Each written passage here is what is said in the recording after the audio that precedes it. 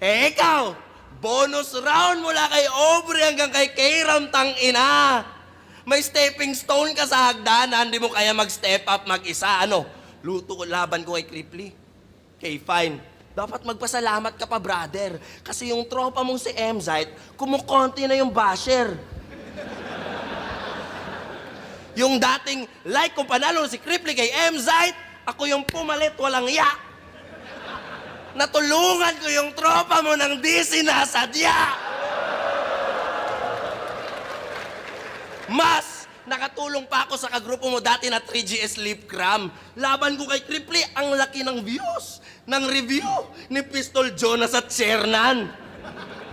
Sa akin napunta lahat mga bashers na MZ, kaya wag mag-trip dyan. Tapos binuhay ko pa yung sayaw-sayaw na ligasiya ni Lil Jon.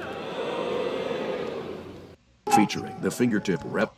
Ganda rin nun, yung dahil nga sa pagkapanalo niya, kumbaga natulungan niya pa yung 3Gs or mga grupo ni Lipcram dito sa mga battle review na views.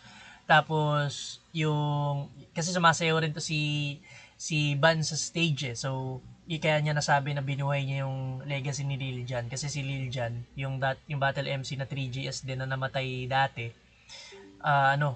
Mahilig din yung sumayaw pagkada battle. Around